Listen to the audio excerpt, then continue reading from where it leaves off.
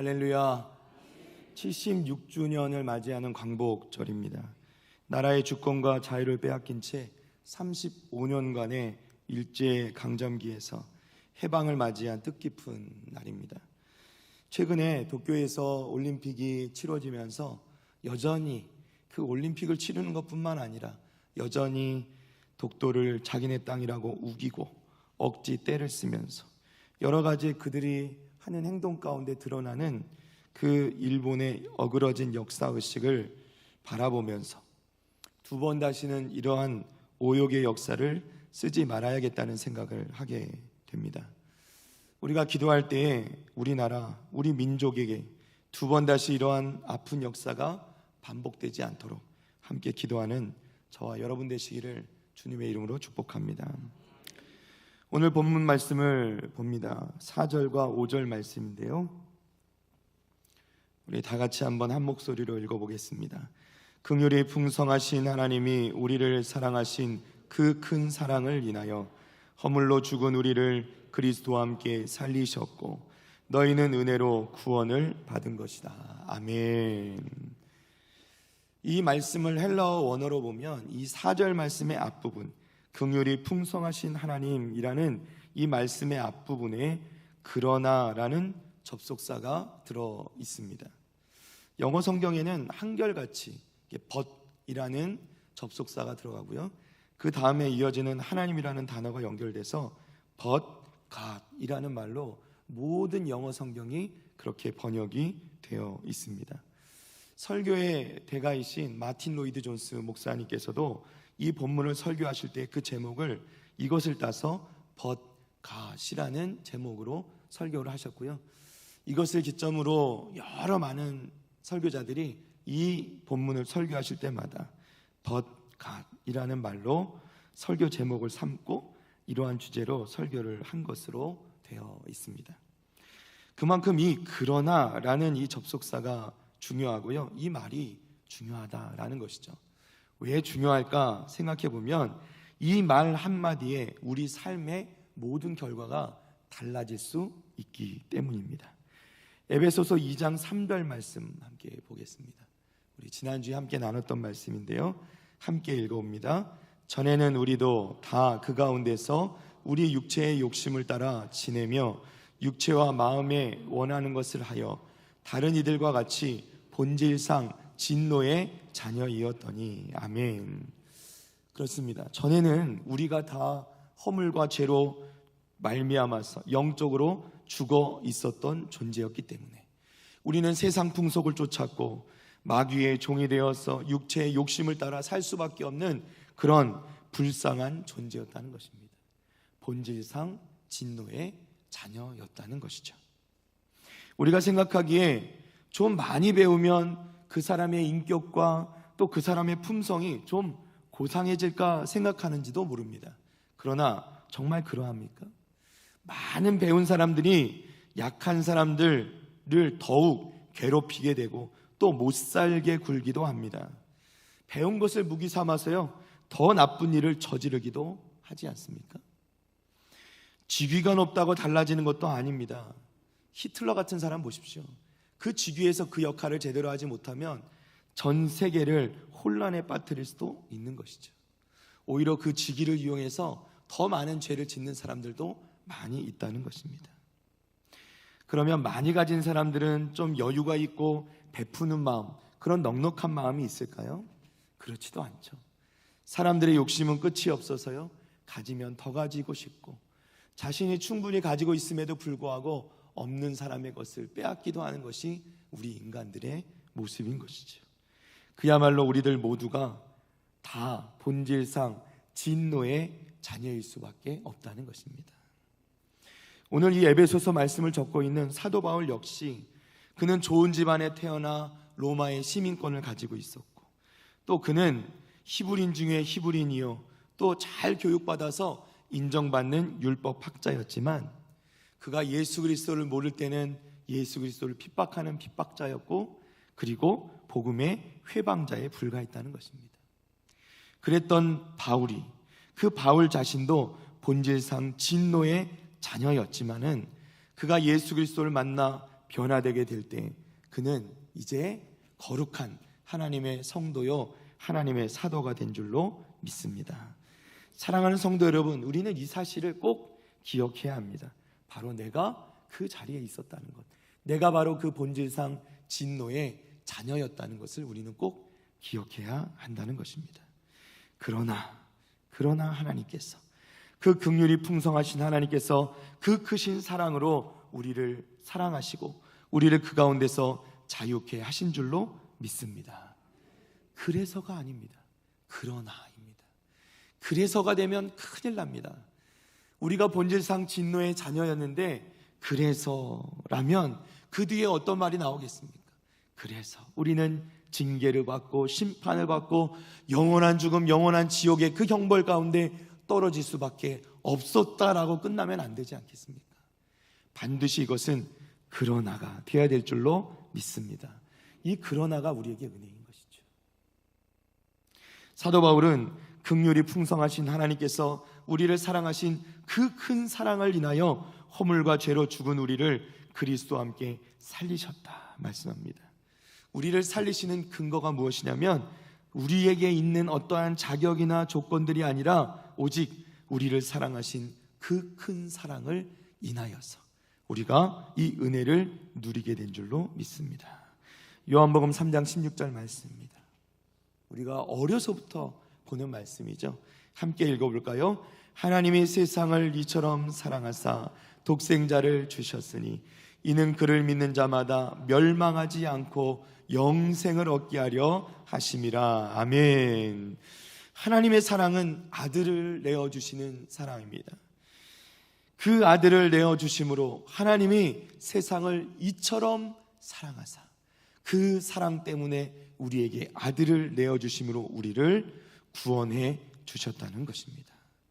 사도 바울은 분명히 하나님께서 우리를 사랑하신 그 큰 사랑을 인하여 라고 말씀합니다. 사도 바울은 이 말을 이야기할 때, 이 말씀을 전할 때 자신이 그 다메섹 도상에서 다메섹으로 향하던 그 길가에서 예수 그리스도를 만났던 그 장면을 분명히 떠올리고 기억했을 것입니다. 왜냐하면 그가 다메섹으로 향하던 그때에는 예수를 믿는 자들, 예수 그리스도를 추종하는 자들, 그들을 잡아서 벌주고 그들을 징계하기 위해서 그는 다메섹으로 가고 있었기 때문입니다. 그럼에도 불구하고 예수 그리스도께서 그를 만나주시고 그를 불러주시고 그를 이방인의 사도로 세워주셨다는 것입니다. 사실 사도 바울은 이 말씀을, 그리고 이 다메섹 도상의 사건을 되뇌일 때마다 자신의 그동안 배웠던 그 율법과 너무나도 다른 예수 그리스도의 그 사랑을 이야기하지 않을 수가 없었습니다. 왜냐하면 그때까지 그가 알고 있고 또 그가 배웠던 율법에서는 이에는 이요, 눈에는 눈으로 그들이 갚아야 된다라고 말씀하고 또 그렇게 가르치고 배웠기 때문이죠. 그러나 우리 주님께서는 그를 향하여서, 주님을 향하여서 주님을 믿는 자들을 박해하고 핍박하여 죽이까지 했던 이 사도 바울을 향하여서 오히려 그를 이방인의 사도로, 예수 그리스도의 사도로 세워주셨다는 것입니다. 그래서 이 큰 사랑을 사도 바울은 항상 이야기할 때 하나님의 은혜와 그 사랑의 풍성함을 이야기합니다. 여러분, 에베소서 말씀을 찾아보면요, 수도 없이 많은 곳에서 하나님의 사랑을 이야기할 때 그 사랑의 풍성함을 이야기합니다. 풍성함이란 단어를 사용하는 것이죠. 그냥 사랑이란 말로는 표현할 수 없는 이 사랑을 사도 바울은 말씀하고 있는 것입니다. 고린도후서 8장 9절 말씀 보겠습니다. 우리 주 예수 그리스도의 은혜를 너희가 알거니와 부요하신 이로써 너희를 위하여 가난하게 되심은 그의 가난함으로 말미암아 너희를 부요하게 하려 하심이라. 아멘. 하나님의 그 큰 사랑은 스스로를 낮추시고 스스로를 가난하게 하셔서 정말 그 아들을 내어주시며 그 아들을 죽기까지 복종하도록 하심으로 말미암아 그가 가난하게 되심은 우리에게 그 풍성한 사랑을 누리도록 하기 위함이셨다라고 말씀하고 있는 것입니다.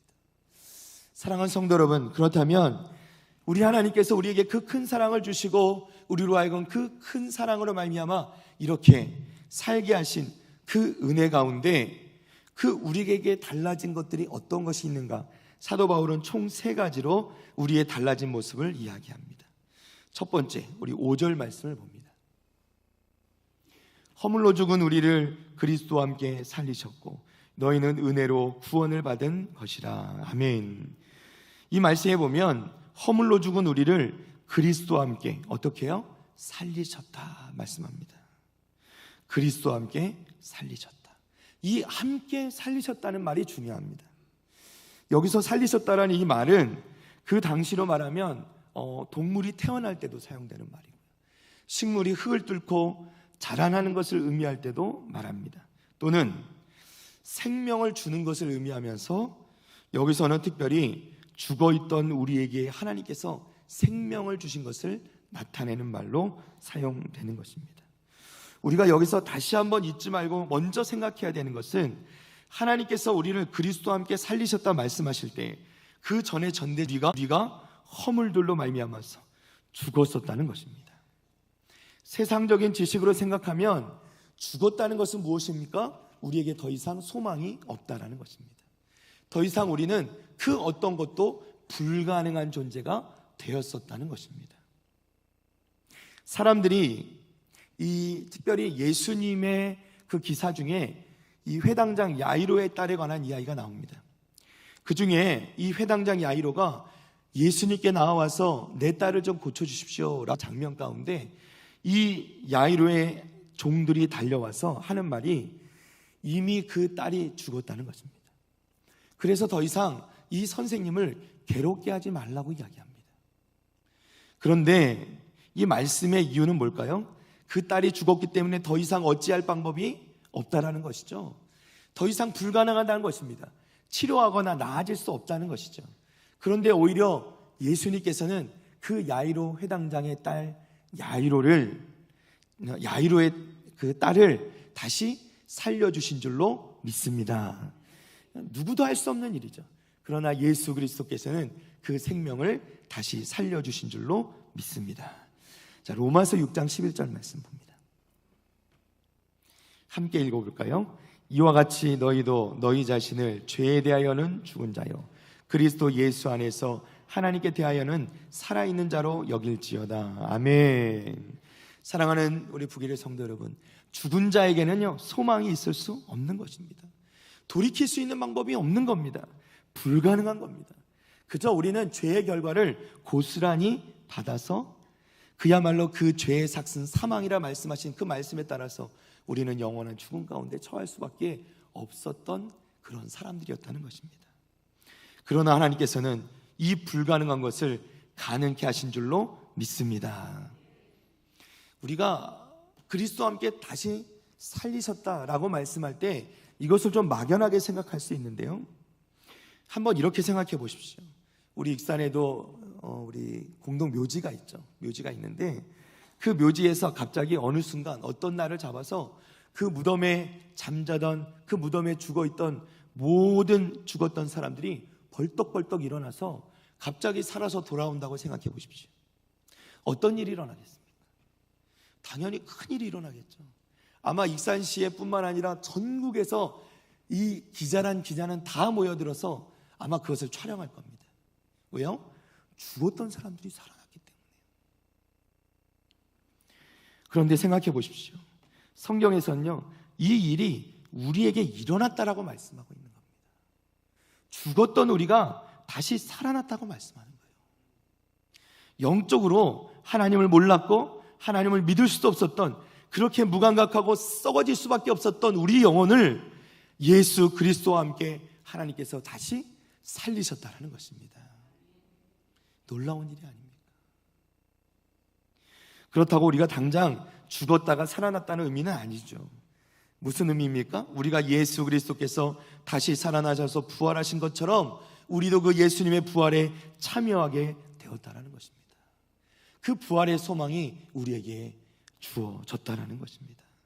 사랑하는 성도 여러분, 하나님께서 그 크신 사랑을 인하여 우리를 그리스도와 함께 다시 살리셔서 예수 그리스도와 함께 부활하게 될 그 소망을 우리에게 주신 줄로 믿으시기를 바랍니다. 첫 번째로 하나님께서 우리를 그리스도와 함께 다시 살리셨습니다. 두 번째는요, 6절 말씀 봅니다. 또 함께 일으키사 말씀합니다. 또 함께 일으키사. 어떻게 하신다고요? 함께 일으키셨다는 거예요. 여기서 특별히 살리신 것과 일으키신 것에는 연관성이 있습니다. 사실 예수님께서도 죽음 가운데서 부활하셨을 때 성경은 뭐라고 기록하냐면 예수님께서 무덤에서 일어나셨다라고 표현합니다. 결국 살아난 것과 일어난 것은 그 가운데 연관성이 있는 것이죠. 예수님께서는 부활하셨을 때 이전과 똑같은 모습이셨습니다. 예수님께서는 제자들에게 손을 내밀었을 때 그 손에 분명한 못자국이 남아 있었고요, 예수님의 허리에는 창자국이 남아 있었습니다. 그럼에도 불구하고 예수님께서는 또 이전과는 분명 다른 모습이셨습니다.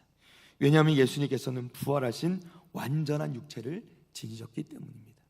예수님께서는 더 이상 시공간의 제약도 받지 않으셨고, 예수님께서는 더 이상 아프지도 않으시고 더 이상 늙지도 않으셨으며 더 이상 죽지도 않으시는 완전한 몸을 완전한 부활의 육체로 다시 일어나셨다는 것입니다. 그런데 하나님께서는 분명히 예수님께서 죽음에서 다시 부활하셔서 일어나실 때 우리를 함께 일으키셨다 말씀합니다. 하나님께서 우리를 일으키셨습니다. 우리 자신을 보면요, 도대체 이전의 모습과 달라진 것이 없는 것처럼 보입니다. 하나님께서 나를 살리신 것도 믿어지지 않고, 하나님께서 나를 부활의 그 육체로 일어나게 하실 것도 믿어지지 않을 때가 있다는 것이죠. 그러나 우리가 예수 그리스도를 믿는 그 순간에, 성령 하나님께서 우리 가운데 내주하시는 그 순간에 우리의 심령에는 놀라운 변화가 일어나는 그 기적이 일어나고 있는 것을 여러분 믿으시기를 바랍니다. 우리는 분명 예수님과 함께 살아났습니다. 우리는 분명 예수님과 함께 다시 일으키심을 받았다는 것입니다. 하나님께서 우리 가운데 부활의 능력을 주시고 소망을 주시고, 우리가 우리 겉으로는 달라진 것이 하나도 없어 보이지만은 사실은 우리 가운데 완전한 변화가 일어나고 있음을 여러분 믿으시기를 바랍니다.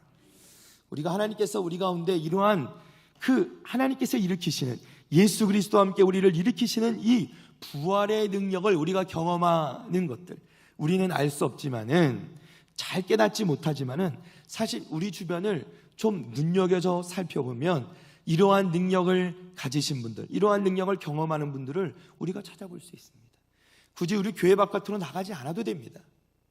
제가 이 대신방을 돌면서요, 우리 성도들을 만나면서 때로는 목사인 저조차도 겸손하게 그 앞에서 고개를 숙이지 않을 수가 없게 만드는 분들을 제가 많이 만나봅니다. 우리 성도들 가운데 있다니까요.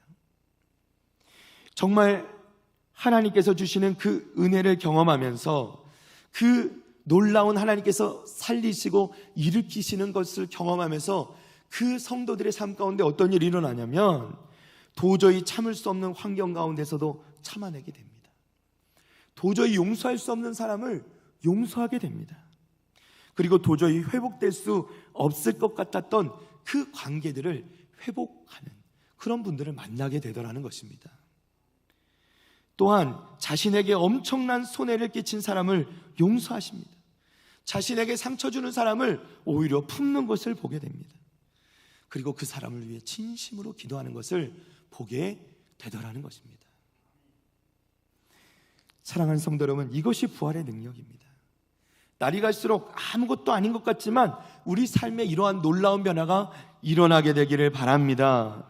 잠시의 고난 때문에 어려움을 당할지는 몰라도 반드시 이겨내고 하나님과 함께 승리의 삶을 살아가는 그러한 사람들이 우리 주변에 너무나도 많이 있습니다. 저와 여러분 모두가 그러한 승리하는 삶을 살아드리는, 우리 하나님께서 일으키시는 그 삶을 살아가시는 우리 믿음의 성도들 다 되시기를 주님의 이름으로 축복합니다.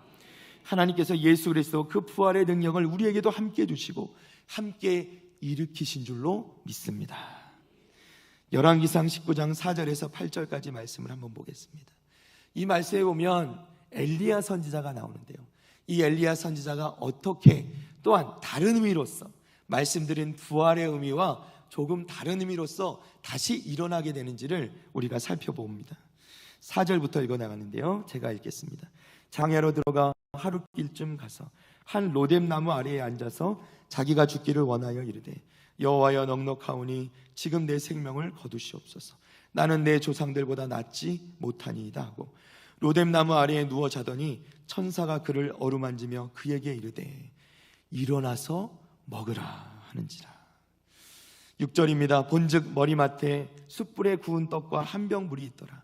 이에 먹고 마시고 다시 누웠더니 여호와의 천사가 또다시 와서 어루만지며 이르되 일어나 먹으라. 내가 갈 길을 다 가지 못할까 하노라 하는지라. 이에 일어나 먹고 마시고 그 음식물의 힘을 의지하여 40주 40야를 가서 하나님의 산 호렙에 이르니라. 아멘. 사랑하는 성도 여러분, 엘리야 선지자를 보십시오. 그가 나름대로 최선을 다해서 주의 사역을 감당한다고 하였는데 그럼에도 불구하고 악한 왕비 이 이세벨로 말미암아서 그 협박으로 말미암아서 그가 죽음의 위기를 느끼고 멀리 이곳까지 도망오게 되는데 그 가운데 그가 하나님께 기도하면서 내가 넉넉하니, 이 넉넉하다는 건 정말 넉넉한 것이 아니라 하나님 이제 다 됐습니다. 저는 이제 할 만큼 했으니 이제 지금 내 생명을 거두어 가십시오 라고 탄식하며 기도하죠. 그러다가 로뎀나무 아래 가운데서 문득 잠이 들었는데 하나님께서는 천사를 보내주셔서 그를 어루만지시면서 어떻게 말씀하십니까? 일어나서 먹으라. 일어나서 먹으라. 하나님께서 그를 일으켜 주신 줄로 믿습니다. 그가 지쳐서 다시 누워서 또 잠을 잘 때 그에게 또한 구운 떡과 물을 준비하셨다가 또다시 일으키시고 다시 일어나 먹으라 말씀하시죠. 그때 이것을 일어나 먹고 하나님께서 일으켜 주실 때 다시 일어난 엘리야는 어떻게 해요? 다시 일어나서 하나님의 사역을 감당하게 된 줄로 믿습니다. 사랑하는 성도 여러분, 하나님께서 우리를 세우실 때, 여러분이 힘들고 어려울 때 하나님께서 여러분을 다시 일으켜 주실 때 하나님께서 여러분과 함께 해 주실 줄로 믿습니다. 주님과 함께 다시 일어서시기를 바랍니다. 자, 이제 마지막 세 번째로 하나님께서 우리를 그리스도와 함께 살리시고 그리스도와 함께 일으키시고 이제 마지막으로 6절 말씀 다시 한번 보겠습니다. 그리스도 예수 안에서 함께 하늘에 어떻게 해요? 앉히시니. 할렐루야. 하나님께서는 우리를 예수 안에서 다시 살리시고 일으키실 뿐만 아니라 이제 다시 우리를 함께 하늘에 앉히셨다 말씀하고 있습니다. 하나님께서는 또한 우리를 예수 안에서, 그리스도 예수 안에서 함께 하늘에 앉히셨습니다. 예수님께서는 이미 이 지상 사역을 마치시고요 승천하셔서 하나님 보좌 우편에 앉아 계신 줄로 믿습니다. 그런데 우리에게 뭐라고 말씀하시냐면 우리도 그 예수님과 함께 앉게 하신다 말씀하십니다. 자, 이것이 어떤 말씀이신가? 예수님께서 그 보좌 우편에 앉아 계신다는 것은 예수님께서 그 모든 원수를 그 발 아래 굴복시키는 권세를 회복하시고 지니셨다라는 것을 말씀하고 있는 것입니다. 자, 그런데 우리도 그렇게 하신다고 말씀하는 거예요. 에베소서 1장 20절 말씀입니다. 함께 읽습니다. 그의 능력이 그리스도 안에서 역사하사 죽은 자들 가운데서 다시 살리시고 하늘에서 자기의 오른편에 앉히사. 아멘. 그야말로 분명히 그리스도 안에서 역사하신, 그리고 그의 능력으로 말미암아서 우리가 다시 일어나서 다시 살아나서 하나님의 그 보좌 우편에 앉아 계시는 그 그리스도와 함께 우리도 앉게 될 것이다 우리에게 말씀하고 계시는 것입니다. 우리가 지금은 비록 이 땅 가운데 이 땅을 밟고 살아가지만 마침내 우리도 예수 그리스도를 믿는 우리도 하나님의 자녀가 되어서 그 하나님의 보좌 우편에 예수 그리스도와 함께 앉게 될 줄로 믿습니다. 그 약속의 말씀이 요한복음 1장 12절 말씀이죠. 영접하는 자 곧 그 이름을 믿는 자들에게는 하나님의 자녀가 되는 권세를 주셨으니. 아멘. 무엇이 된다고요? 하나님의 자녀가 됩니다. 우리 주님께서는 이미 하나님 보좌 우편에 앉아 계시고 하나님의 자녀된 우리도 예수 그리스도와 함께 그 하나님의 보좌 우편에 앉게 될 줄 믿으시기 바랍니다. 그렇다고 이것이요 그 땅에서 먼 미래의 이야기만은 아닙니다. 우리가 현재를 살아가면서도 우리가 하나님의 긍휼로 말미암아 그 큰 사랑을 입은 영광스러운 존재로 하나님께서 우리를 세우셨기 때문에 우리는 이 땅에 살아가면서도 그 하나님 말씀하신 하나님의 자녀로서의 그 능력과 영광, 하나님 보좌 우편에 앉는 것과 같은 놀라운 그 축복과 은혜를 이 땅 가운데서도 누릴 수 있게 될 줄 믿습니다. 어떻게 하면요? 그리스도 안에서 우리가 하나님과 함께 살면 이 모든 영광과 은혜를 누리게 될 줄로 믿습니다. 사랑하는 성도 여러분, 하나님께서 우리를 살리시고 우리를 일으키실 뿐만 아니라 하늘에 앉으셨다 말씀합니다. 이것의 목적은 무엇일까요? 하나님 왜 이렇게 하신 걸까요? 오늘 본문의 7절 말씀에 그 이야기가 나옵니다. 우리 함께 읽습니다. 이는 그리스도 예수 안에서 우리에게 자비하심으로써 그 은혜의 지극히 풍성함을 오는 여러 세대에 나타내려 하심이라. 아멘. 자, 하나님께서 우리를 그리스도와 함께 살리시고 그리스도와 함께 일으키실 뿐만 아니라 하늘에 앉히신 목적이 무엇이라고요? 오는 여러 세대에 나타내려 함이라. 아멘. 사랑하는 성도 여러분, 우리가 허물과 죄로 죽었던 본질상 진노의 자녀였음을 항상 기억하면서 우리가 돌아보게 될 때에 우리가 마치 어려웠을 적에 우리가 정말 그 어려웠을 적을 생각하면서 지금의 이 어려움을 아무것도 아닌 것처럼 정말 느끼고 그것을 이겨내는 것처럼 우리가 더 어려웠던 그 본질상 진노의 자녀였던 때를 생각하면서 지금 우리에게 하나님께 주시는 그 은혜를 경험하고 날마다 감격하며 날마다 감사하며 삶을 살아가게 될 때 그저 우리만 그렇게 살아가는 것이 아니라 하나님께서 우리에게 목적하신 바대로 그 은혜를 오는 여러 세대에 전하여야 되는 것임을 여러분 믿으시기를 바랍니다. 사랑하는 성도 여러분, 먼저 자녀들에게 전하시기를 바랍니다. 자손들에게 전하시기 바랍니다. 말로 할 뿐 아니라 우리의 삶의 모습으로 전해주시는 우리 성도들 되시기를 바랍니다.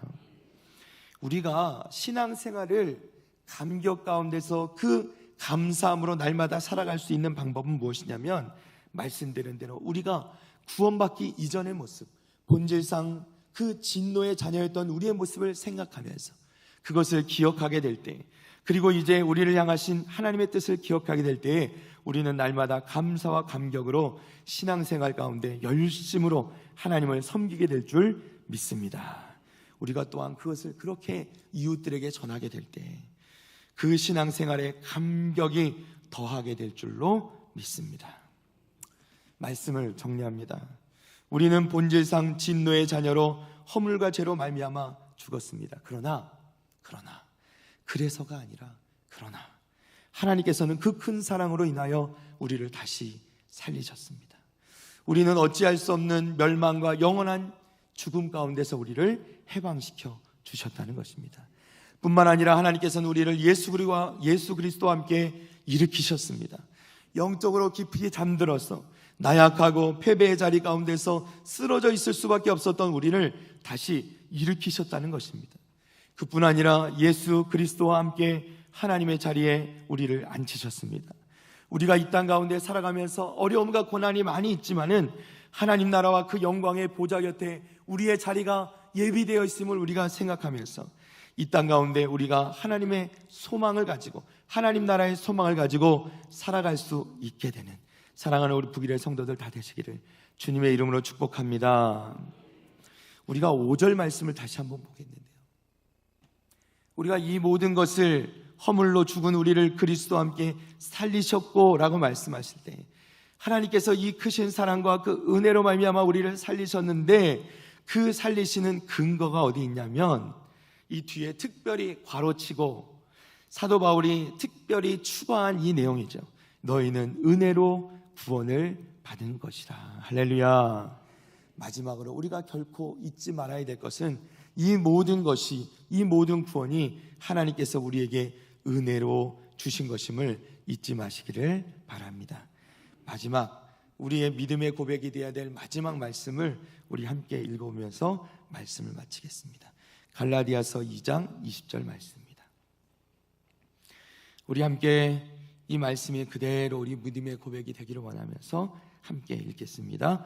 내가 그리스도와 함께 십자가에 못 박혔나니 그런즉 이제는 내가 사는 것이 아니요 오직 내 안에 그리스도께서 사시는 것이라. 이제 내가 육체 가운데 사는 것은 나를 사랑하사 나를 위하여 자기 자신을 버리신 하나님의 아들을 믿는 믿음 안에서 사는 것이라. 아멘. 할렐루야. 이 믿음의 고백이 저와 여러분의 평생의 고백이 되기를 주님의 이름으로 축복합니다.